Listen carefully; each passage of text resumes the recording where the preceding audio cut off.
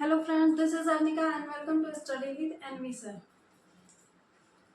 Physics में ये हमारा जो यूनिट है विद्युत धारा है और जो चैप्टर का नाम है विद्युत चालन, यानी कि धारा विद्युत धारा के यूनिट में जो चैप्टर हमारा विद्युत चालन है उसका ये टॉपिक क्या है, विद्युत ऊर्जा तथा जूल का नियम। विद्युत ऊर्जा क्या होती है, यानी कि जूल ने क्या बताया है उसको चलिए हम लोग आज देखते हैं। तो विद्युत ऊर्जा और जूल का नियम, इसके लिए सबसे जरूरी बात है, पहले मान लेते हैं ये हमारा कोई एक चालक है, ठीक, ये चालक है। इस चालक में हमने क्या किया है, कोई धारा प्रवाहित कर दिया है। इस चालक में हमने कोई धारा प्रवाहित कर दिया है। तो अगर इसमें हम लोग धारा प्रवाहित करेंगे तो ये जो चालक है इसमें अपने आप से ऊष्मा उत्पन्न हो जाएगी। यानी कि यदि किसी चालक में हम लोग धारा प्रवाहित करते हैं तो उसमें ऊष्मा उत्पन्न हो जाती है। और ये प्रभाव, यानी कि धारा प्रवाहित करने के बाद जो उत्पन्न ऊष्मा है, ये प्रभाव हमारा क्या कहलाता है, ये घटना क्या कहलाती है, हमारी जूल ऊष्मीय प्रभाव कहलाता है।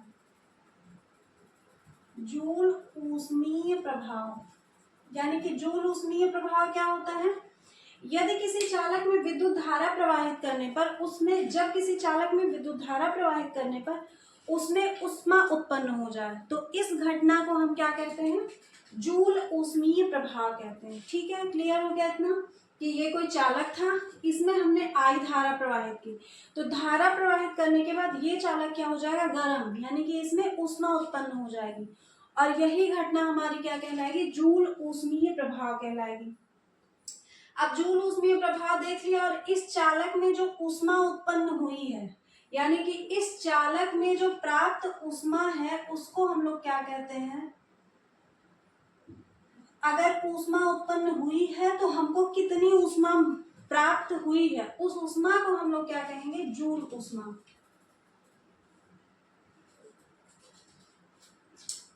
यही हमारा कि किसने बताया था, जूल महोदय ने बताया था। ठीक है, कि यदि किसी चालक के सिरों में विद्युत धारा प्रवाहित करने पे उसमें जब किसी चालक के सिरों में विद्युत धारा प्रवाहित करने पर उसमें ऊष्मा उत्पन्न होती है तो इस घटना को हम जूल ऊष्मीय प्रभाव कहते हैं तथा प्राप्त ऊष्मा को हम लोग क्या कहते हैं, जूल ऊष्मा कहते हैं। ये हो गई बात परिभाषा की। अब वो ऊष्मा हमारी निकल के कितनी आती है उसको हमको देखना है। ठीक है, मेन टारगेट हमारा वही है कि वो ऊष्मा हमारी निकल के कितनी आती है। तो फिर देखते हैं क्या होता है। अब यदि इस चालक, यही चालक था जिसकी हम लोग बात कर रहे हैं, यदि इस चालक के सिरों के बीच जो विभवांतर है वो कितना हो, V हो। इस चालक के सिरों के बीच जो विभवांतर हो वो V हो। ठीक, इसको हमको लिखना पड़ेगा कि यदि चालक के सिरों के बीच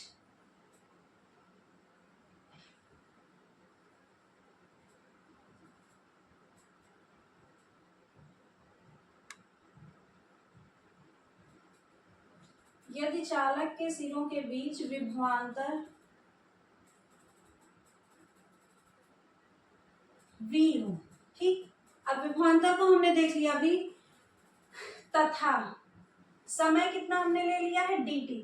अभी हम छोटे से समय की बात कर रहे हैं, तथा dt समय में प्रवाहित धारा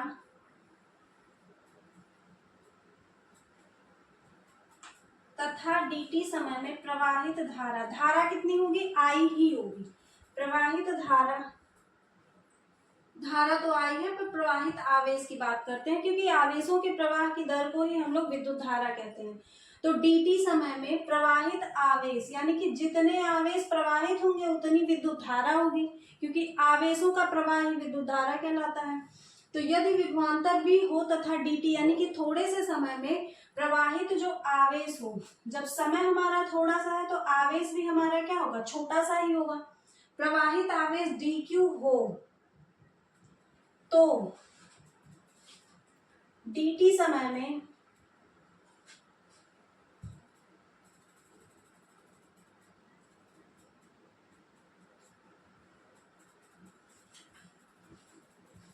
बैटरी द्वारा किया गया कार्य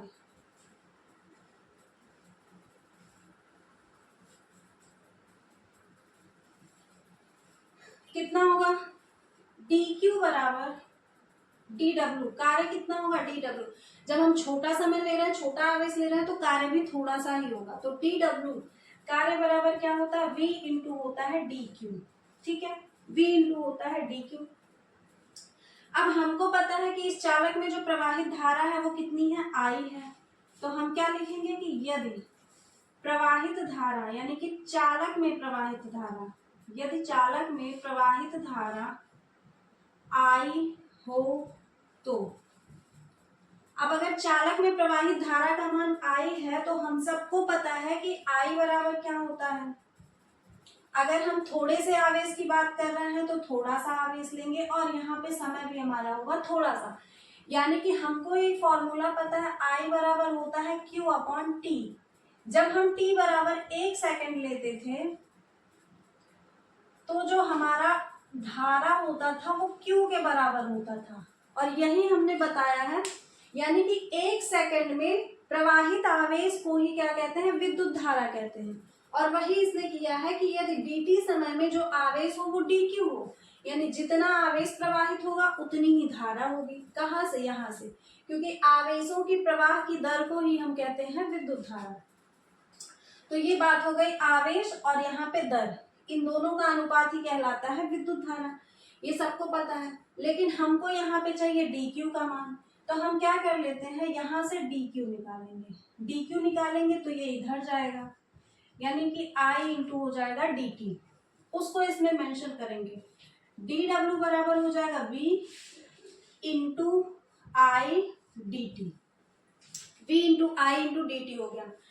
अब ये हो गई है छोटे से काम की बात। अब अगर हम संपूर्ण कार्य की बात करें, यानी कि अगर हम W की बात कर लेते हैं तो वो क्या हो जाएगा हमारा, V I डी टी। हमको पता है कि यहाँ से V बाहर हो जाएगा, I बाहर हो जाएगा और बचेगा क्या, T बचेगा, dt बचेगा। और इस dt का समाकलन कितना होगा, T होगा, यानी कि V I T बचा। W बराबर हमारा कितना निकल के आया, V I T। अब ये जो कार्य हमारा निकल के आया यही हमारा क्या होता है, ऊष्मा। ठीक है, यही कार्य ऊष्मा के रूप में संचित रहता है। अब इसको हम लोग लिख सकते हैं क्या, हमको पता है कि V बराबर कितना होता है, I R होता है। ठीक, चूंकि V बराबर कितना होता है, I R, उसको हम लोग यहाँ पे लिख सकते हैं। तो W बराबर कितना हो जाएगा, V की जगह पे कितना लिख देंगे, I और R, बचा क्या है, I और T। अब ये दोनों भाई भाई हैं तो मिलके बन जाएंगे दो भाई, यानी कि हो गया I स्क्वायर RT। एक फॉर्मूला और निकल के आया। या तो अब कर सकते हैं हम, I बराबर क्या होता है, Q अपॉन T होता है।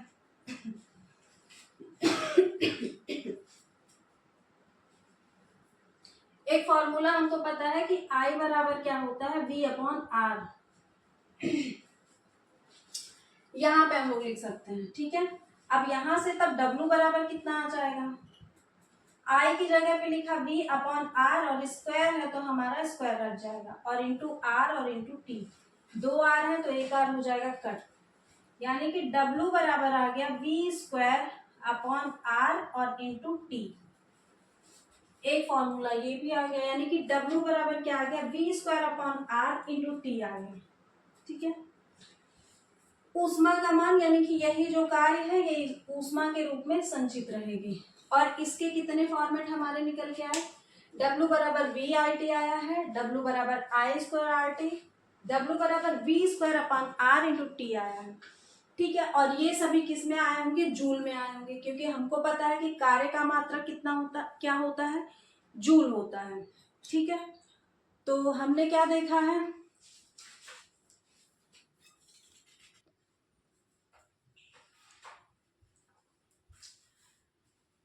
कि विद्युत ऊर्जा को कैसे देखेंगे, यदि कोई चालक है और उसमें धारा प्रवाहित करने पे उसमें ऊष्मा उत्पन्न हो गई है तो वो हमारा क्या कहलाएगा,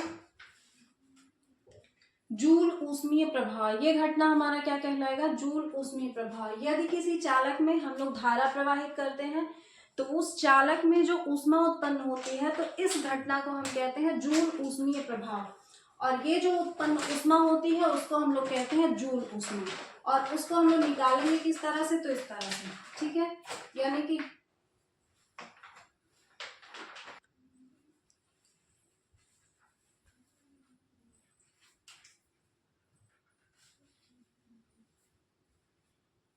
यही ऊष्मा ऊर्जा के रूप में संचित रहती है, जिसको हम लोग क्या कहते हैं, जूल ऊष्मा कहते हैं। तो हम लोगों ने क्या देखा कि किसी चालक में अगर हम लोग धारा प्रवाहित कर रहे हैं तो उसमें ऊष्मा उत्पन्न होती है, और यही घटना कहलाती है हमारी जूल ऊष्मीय प्रभाव। और जो हमको ऊष्मा प्राप्त होती है उस ऊष्मा को हम लोग कहते हैं जूल ऊष्मा। और उस ऊष्मा का मान कितना होता है, इतना, यहाँ और यहाँ। यही ऊष्मा हमारी ऊर्जा के रूप में संचित रहती है। तो उम्मीद करते हैं कि आप लोगों को समझ में आया होगा। आप लोग क्या करेंगे, इसको तैयार कर लेंगे। Thank you.